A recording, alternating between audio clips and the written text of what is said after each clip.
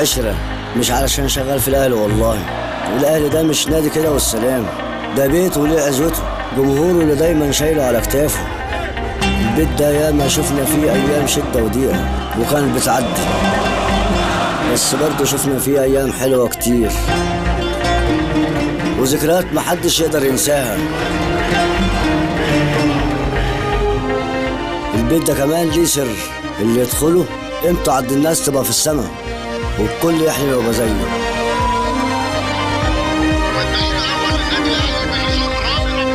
واللي يخرج من البيت ده ما يهونش عليه يبعد. هو الأهلي كده عمره ما يتكسر، ولو وقع ليه 1000 قومة.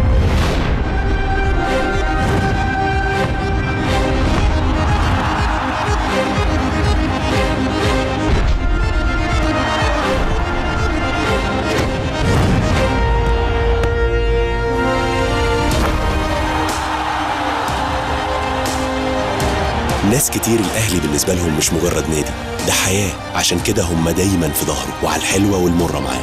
جهينة 15 سنة في ظهر النادي الأهلي.